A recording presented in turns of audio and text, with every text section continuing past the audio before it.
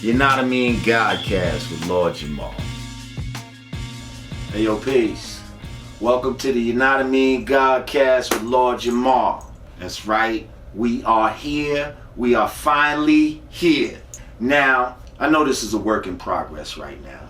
This is only our first set, probably our first of many sets. But we want you to come on this journey with us, and we're gonna bring to you what you expect of me, Lord Jamar. You expect that real shit. You expect that raw shit, that unadulterated truth, and you're gonna get that here on the Yanadameen Godcast with Lord Jamar. You know what I mean? So, like I said, we're talking about the set, and you know, if you look around, you'll see little things I deal with. You know, I got my machine studio behind me right here. You know what I mean? Where we make the beats and all that. I got my keyboard and stuff like that. You'll see a speaker. You'll see the universal flag. You'll see, you know, the Yanadameen logo behind me.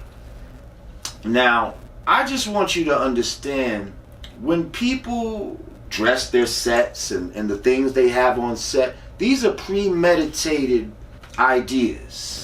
These are premeditated things that are placed on the set to create an ambiance, create a certain atmosphere that is meant to try and tell you what the host or the show is about and represents. So please understand that anything that you see in the background on a set is placed there strategically. Like I strategically wanted the universal flag to be somewhat represented in the background of my frame, so it's there. I've also strategically, like I said, put this drum machine behind me, and I strategically put a logo behind me. So that being said, I've noticed that when you go up to the Breakfast Club, now shout out to all the hosts of the Breakfast Club, Charlemagne the God, DJ Envy,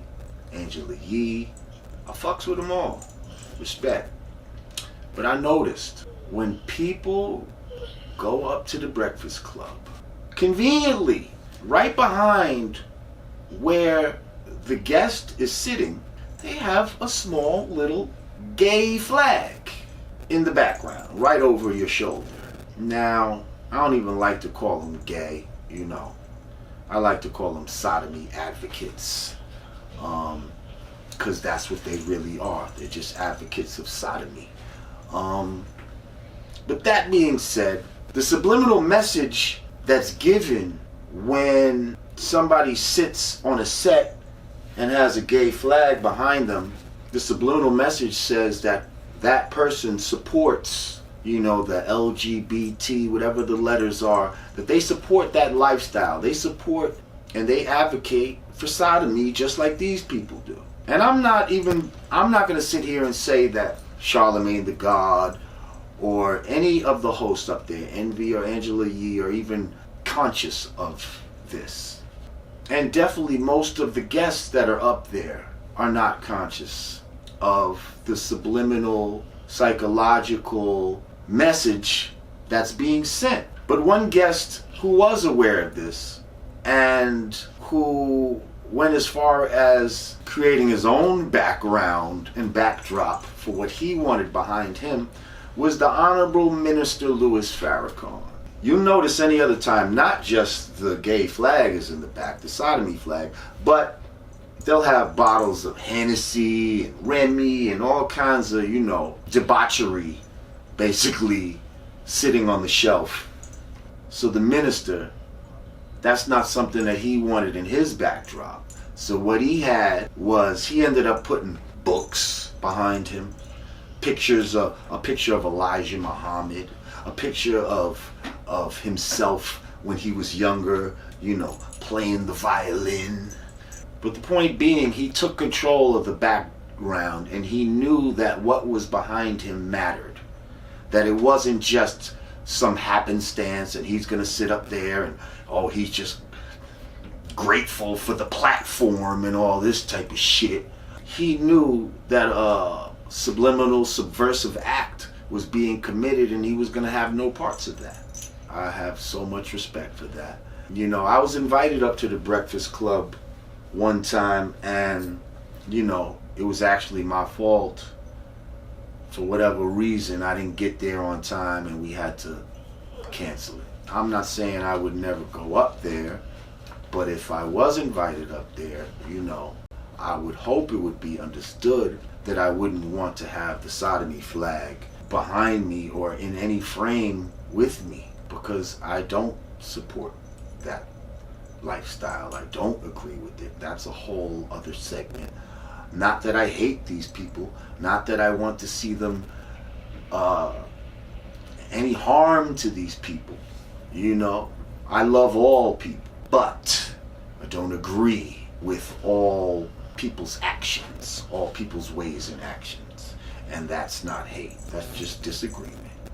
So that being said, maybe the homie Charlemagne will give me Donkey of the Day for even saying this. I don't know, and it really doesn't fucking matter to me. You know what I mean? Because I'm always going to say what the fuck I need to say, how the fuck I need to say it. Yeah, so drink that in, take that for what it's worth, do the knowledge, and just be aware of your surroundings. Alright, so listen, we're going to be doing a lot of different things on the Godcast. A Godcast means there is no rules or regulations on how we present this to you. As far as what we do and how we do it, there is no rules and regulations. So, although this show is a lot about my opinion of how I see things, and you and I are going to be interacting a lot, you know what I mean? You're going to ask me questions, I'm going to be answering your questions, but I'm also going to be interviewing people. Not everybody I interview are going to be big celebrities and all that. It's quite to the contrary. Some might just be ordinary, regular people. Or some might just be interesting people. That's what I think it's about. You know, in life, we meet interesting people, and it just adds to our story. So right about now, I want to introduce you to an interesting person, if I may say so myself. And you're going to be seeing him from time to time here on the Yanadameen Godcast with Lord J. Yeah, so right about now, I want to introduce you to my man, the Chinese Puff Daddy. Peace, my brother. Lord Jamar, what's good, my brother? Peace. Peace, God, what's good? How are you? Man, good. Everything's good. On the gram, he's known as Mr. Big Stacks? Mr. Big Stacks. Mr. Big Stacks on IG. That's right. But yeah, they call him the Chinese Puff Daddy. So or Smooth, that's another moniker. Or Smooth. Another moniker. AJ. Yeah. You got a lot of aliases. A lot of aliases. That's what's up. What's up. So I'm sure a few people just chuckled and said the Chinese Puff Daddy. Oh, they always do. Well, how did you get that name, my brother? Man, you know, I got that name because of my grind and my hustle, or my grustle. I started off, my grustle. I like that. Yeah. So, man, I was at the RIAA. You know, I'm pretty sure you're familiar with the RIAA. Well, I know the society of the RIAA that gives out plaques. Exactly. So I was over there on my grind at the RIAA. And, what were you doing? Royalty coordinator. When they switched over to SoundScan and all that. And really? Yeah. So you were a royalty coordinator at RIAA. Correct. Talk to me. Okay. Correct. So, you know, they was in the midst of creating the SoundScan program, the Sound Exchange program, excuse me. And that's the moving the database and all the labels not wanting to digital shit. Exactly. Mm-hmm. Shout out to Sound Exchange, first of all. Sound Exchange, especially for an artist like myself, where, you know, we don't necessarily exist on mainstream radio anymore, but where we do exist is on internet radio. Right. So Yeah, my sound exchange checks be nice. Yeah. They better than my ASCAP checks. You see what I'm saying? They took care of you. They better than the ASCAP checks. So yeah, go ahead. Yeah, so the era I was there was from 98 to 02. And it wasn't really where you got to dress up, suit and tie, shirt. So every day I would come to work, I'd come with a chain, platinum, iced out diamond, white tee, bandana tied around.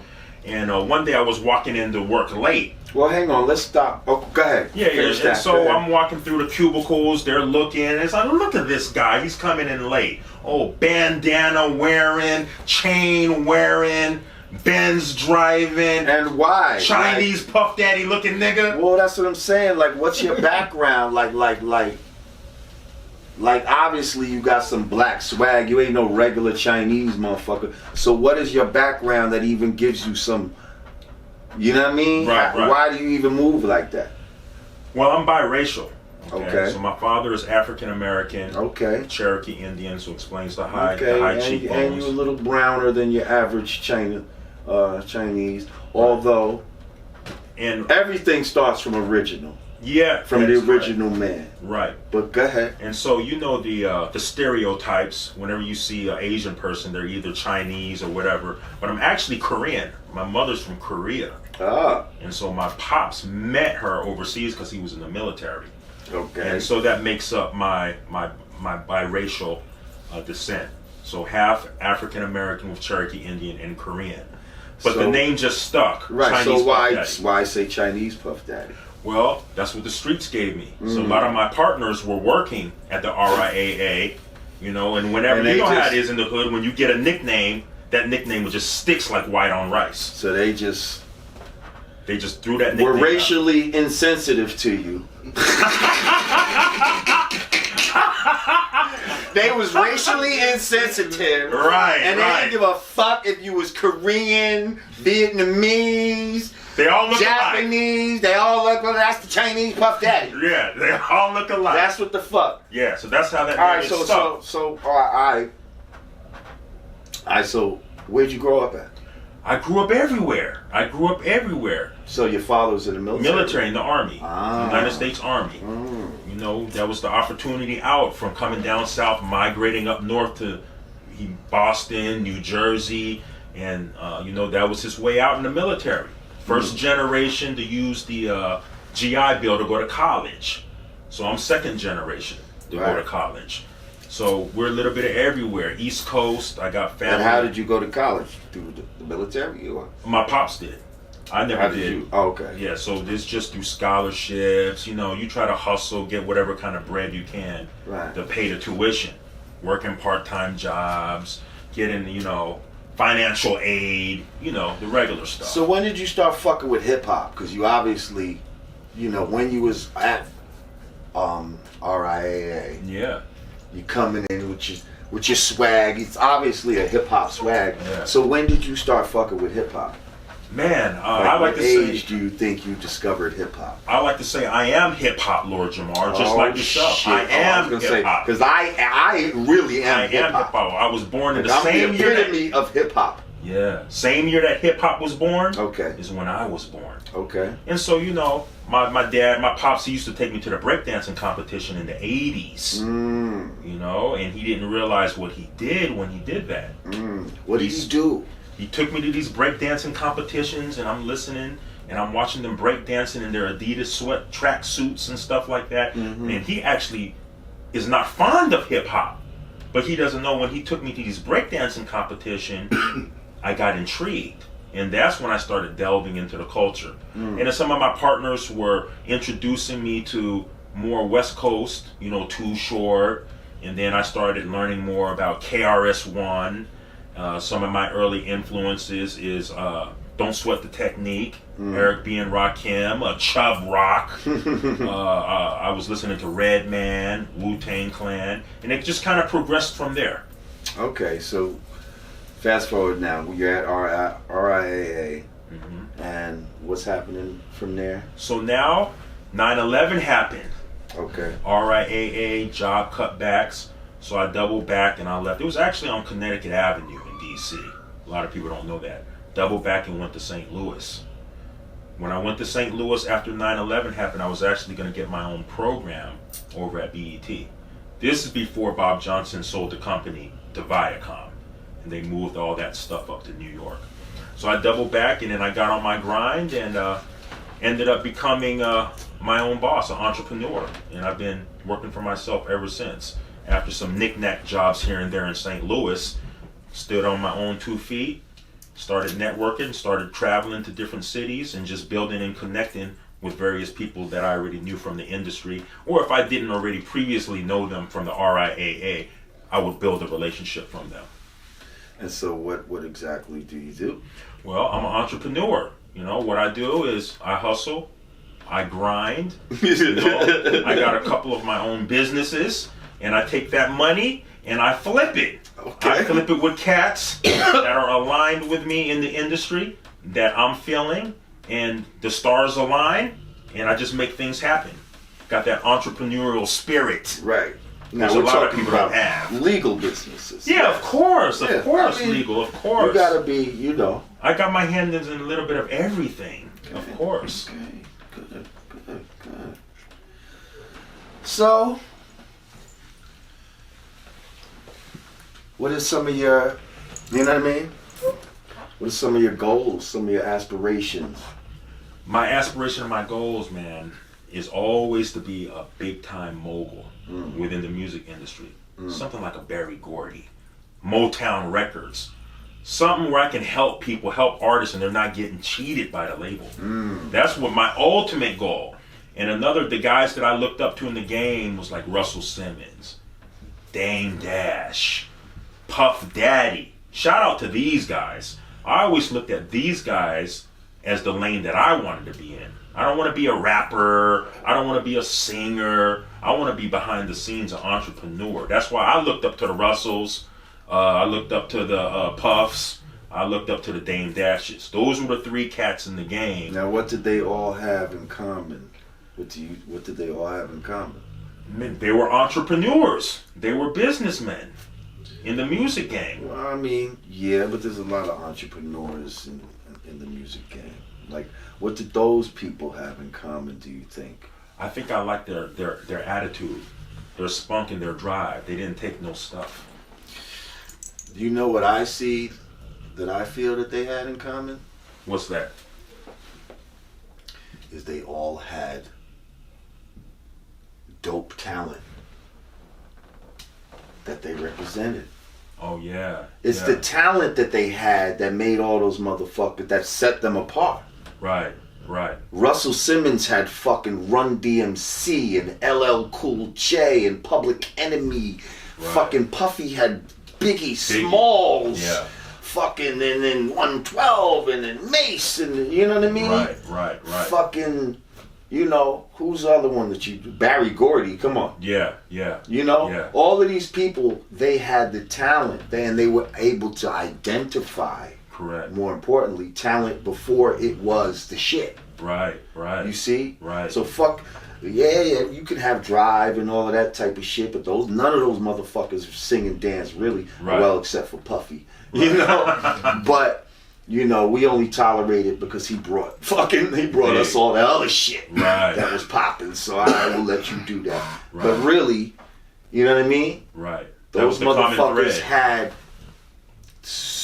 Dame Dash was the other one. Yeah, that's the common thread. Come on. Right. He got Jay-Z. Right. He got us fucking, you know what I mean? Right. So when you got talented people like that you're working with, you're able to identify that talent. That's what puts you, you know? Right. And when you're in the right place at the right time. Correct. All of that shit about, you know, and niggas act like, oh, they were so smart. No, nigga, you was in the right place at the right time. Right. Motherfucking, what's his name? Phil Jackson. Is the perfect example. Nigga, you was present. Truth. Nigga, I could have fucking, if I had Michael Jordan, if I had Michael Jordan, Scottie Pippen, fucking, all these motherfuckers that was on the Bulls and all this type of shit. Right. And then, you give me Kobe and Shaq and fucking, nigga, you think I'm not gonna fucking win all them championships? That's true. It's true. Just from being there. Just from being in the right place at the right time. I happened to be the coach at that time. Right. That's half the battle. I might have not even been a mastermind like that. Or maybe he was a master, he just made these niggas feel good. He's the mastermind of that. But them niggas was gonna win anyway. That's fuck, you know? Because shit, if you was such a magician, nigga, you was just the general manager of my fucking team, the Knicks, motherfucking Phil Jackson, and what the fuck you do? Nothing. Okay? Because you didn't have the fucking same talent at your disposal. Okay? So that's the fucking difference. You know what I mean? Right. And Puffy know, and that's why he stay up with what's hot. Yeah. Now he got him a French Montana. Yeah. You know what I mean? That motherfucker's hot. That's keeps Puffy hot. That's true. To piggyback off that, it's not easy. The reason why I also respect these guys, to piggyback off what you were saying, they had that great talent. I've had talent in the past and try to mold them, but sometimes with some of these guys, you gotta hold their hands, babysit them, make sure they're on point, make sure they're still doing what they're supposed to do, going to the studio, recording. It's a lot involved because the end product you're dealing with is actually a human being. So shout out to those guys because it's not easy when you're dealing with another human being. No, don't get me wrong. People fall off. They all get lazy. Of those guys are brilliant. Right.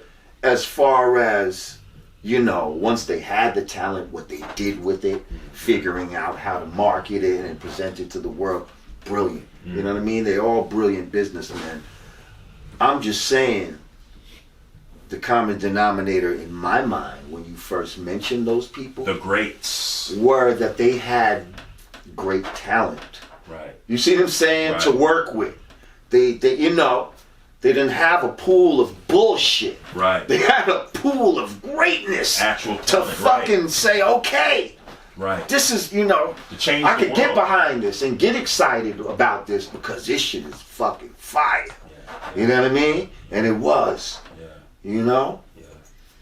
Changed the world with that musical talent. Well, that's dope, man. I think, you know, yeah, we might be able to do some things. We'll talk behind the scenes, but my guy. Yeah. My guy. I got some things. I got some things in the fire. We're gonna have the brother come on, you know what I mean? Gonna grind it out a lot other times. Yeah, because, you know, you's a funny motherfucker too. Grind it out with the Chinese Puff Daddy, baby. Like right now I just got you on interview mode and you know what I mean? Yeah. That's that, but I want people to just kind of get a little bit of your flavor at some point. So, you know what I mean? We're going to be bringing you back intermittently and you know what I mean? We're going to be building and maybe just having some Q&A sessions or just, you know. Oh, yeah. You know. Just having some talks and just seeing how we see things. I appreciate that. Let's get it in. Yeah. I appreciate that. I only mess with the real. Yeah. You're one of the realest. Brothers and sisters, the Chinese Puff Daddy. Thank you. Alright, because I'm recording this now, but I got to address this fat fuck nigga, Dr. Umoist Johnson. Woo!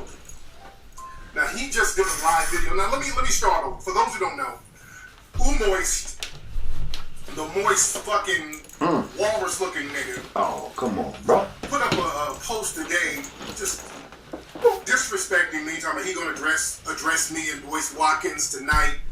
And a lot of people are like, yeah, this is not a good look for the family. But look, I don't let this hoe ass nigga.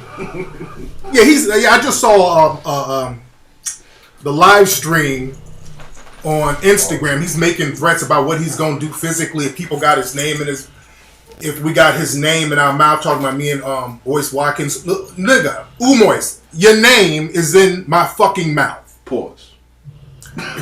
You know, this nigga's doing all that sniffing and blinking. If you put my name in your mouth, it's gonna get physical. Nigga. Umar fucking Johnson. Umar bitch made Johnson. Your name is in my mouth, nigga. Pause. I'm saying your bitch ass name. Your name is in my fucking mouth. Pause. I can't do that part. This nigga's on live stream talking about, Tariq should have had my back. sniffing and blinking. Tariq should have had my back because I did him a favor with Hidden Colors. I made Hidden Colors pop off. Fuck. Fucking. Like I said, nigga, I snatch your fucking dashiki off and I'll slap your titties, nigga. I put some Nefertiti nipple rings on your bitch ass. You ain't gonna do shit, my nigga. If you gonna do it, do it. Get the fuck off the internet. You do that shit, my nigga. Oh, come on. Fuck you think you talking to? If you say, What are they doing? Hold the fuck up. Yo. I love it. This nigga Ray is snoring. I mean, I don't know whether to laugh or be disgusted. Hang on, though. I do got to hear that line again because that was funny, though. Hang on. I'm sorry. I know. like I said, nigga, I snatch your fucking dashiki off and I'll slap your titties, nigga. I put some Nefertiti nipple rings on your bitch ass. You ain't gonna do shit, my nigga. If you gonna do it, do it. Get the fuck off the internet and you do that shit, my nigga. Fuck you think you talking to? Oh, God. And now they're using conscious jargon to snap on the motherfucker. Yeah, I snatched your I put some Nefertiti nipple rings. Bitch ass. Yo. I put him in my movie. He I takes feel like I want to hear Umar now. Yeah, you need to hear Umar. Hear When Umar. that shit popped off, I defended him. Okay. Capitalizing off of that. You ain't against white supremacy, and I'm gonna prove it with one statement. Tariq Nasheed ain't against white supremacy. Hell no, you ain't against white supremacy. You're just using it as your hustle because you don't have no credentials. You might got a bachelor's degree or something, but you ain't got no real credentials. So you gotta hustle consciousness. I'm in a position because of coons like you where I might lose my credentials. You couldn't even say. Because your ass think you slick.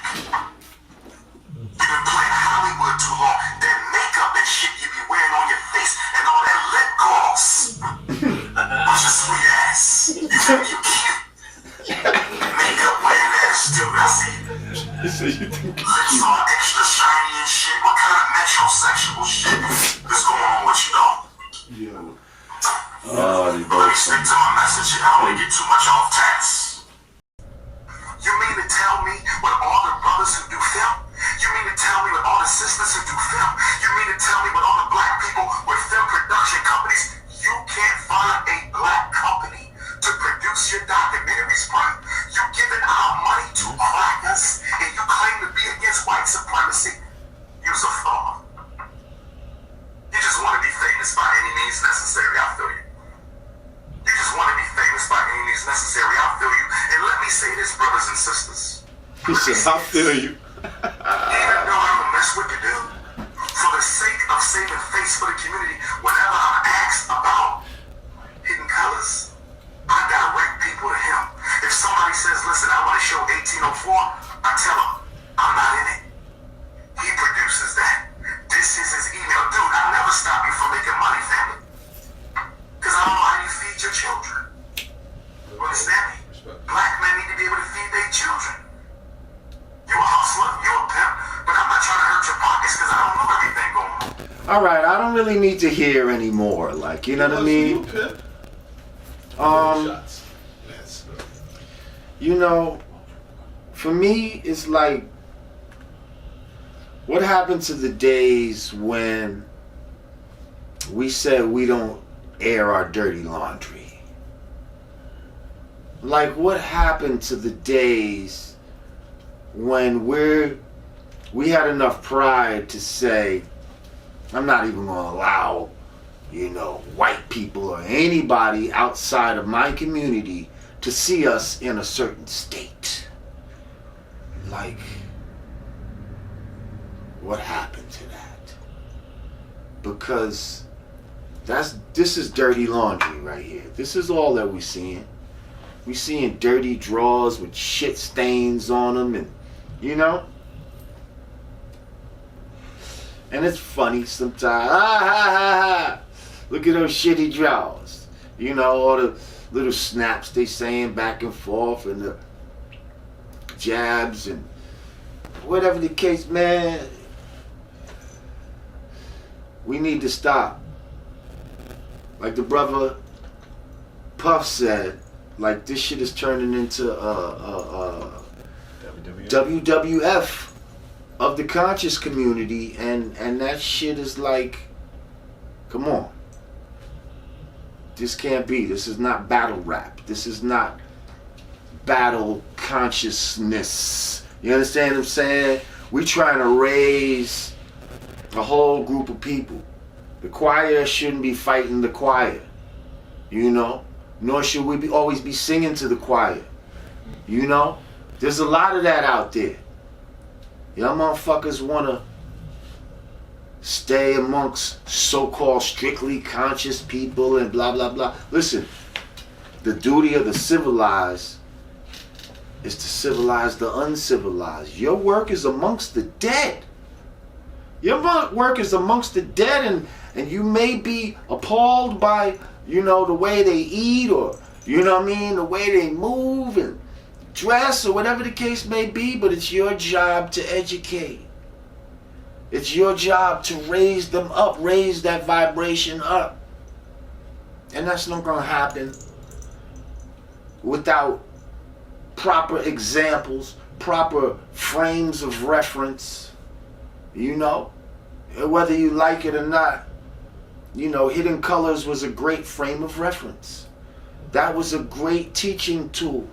You know, I've seen some straight, you know, 85s, brothers that really, you know, up until that point, I didn't really feel that they were too political minded or conscious minded, or just, you know, really into black awareness, you know.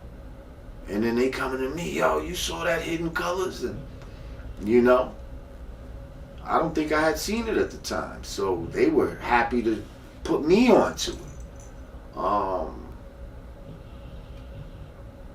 So yeah. And they felt good about it, and they were able to expound on the things that were in the documentary, and agreed with a lot of it, and I thought that was great. And then they kept coming with the Hidden Colors. Brother Umar Johnson was in there, a lot of great things to say. And now y'all going to war with each other. Like, this is the type of shit that needs to be done on the phone, face to face. Shit, you could even go in each other's DMs and do it if you want. You understand what I'm saying? You want to go in you want to keep your social media going as DMs. But what we don't need is this, you know, name calling and this public airing of laundry. You know what I mean? It's not cool. Like if this was y'all against, you know, some white boys or some shit, you know what I mean? Bang. Go for it. But y'all is supposed to be on this, basically on the same team, you know? And now we can question, you know, everybody can question their dedication and their level of, you know, how much they're fucking with the system and how much they're not. Like, you know, listen, I don't even want to get into all of that. You know what I mean? My point here is, you know, I got respect for both of those brothers. I believe I think I've met them both. I know I met Umar a couple times. Pretty sure I met Tariq Nasheed as well. But I say that to say I got respect for both of these brothers. I don't want to see this shit. You know, I don't want the so-called conscious community to, you know, have these stains and have people, you know, now they just write, I ain't listening to them motherfuckers. All they like to do is just beef with each other and talk shit all day. You know what I mean? Nah. You know what I mean? This shit should be about liberating minds and learning and teaching people how to re-educate themselves and retrain your thoughts and master your emotions. Okay? And when times like this comes and you feel weak and you feel like, you know, going to your lower self and throwing that fucking dagger at somebody, having the strength to say nah. You know what I mean? Because we bigger than that. We got babies looking at us right now. You know what I mean? Dr. Umar Johnson is you know what I mean? Striving to put together a school and all of that. You know what I mean? Like, you don't want the principal of the school outside, you know what I mean, having a fight outside, you know, after school and shit with another principal and shit. That shit is gonna look fucking crazy. Yeah, yeah. You know what I mean? Absolutely. So doesn't make it's sense. like you need to be that role model at all times, like, you know what I mean? And we all do, like, you know what I mean? We all need to, you know, be who we say we are, you know? So please, all this dirty laundry, you know, airing out. Although y'all both is funny, y'all both got some funny shit in. Like, y'all both, you know, y'all both have a nice sense of humor and y'all both made me laugh. But you both saddened me as well. So please, let's cut the bullshit, you know. And I'm not saying this to get pulled into the bullshit. I'm saying this to strive to, you know, cease the bullshit and pull motherfuckers' coats and say, we got bigger fish to fry, you know, than, you know, having these conscious community wars. Okay? So, I love y'all, brothers. Peace. Alright, yo, check it. And yo, check it out. If you want to get your brand Nubian gear, if you want to get real fly, your Yanadameen merchandise, and real swaggy like the guy, you know what I'm saying, with your brand Nubian scullies, crew necks and hoodies and all that, go to www.hoodgee.com. That's right, www.hoodgee.com. Alright? You go to the brand Nubian section, and man, we got mad flavors, knit hats, hoodies. Get yourself laced up. Tell them Lord J sent you. Jackets, sweatsuits, you know what I mean? And your motherfucking multicolored fucking merchandise out there, bitch. You know what I mean? Like, we doing it up real big. Hoodgee.com. Get yours today. One. Yanadameen Godcast with Lord Jamar. If Mega did this.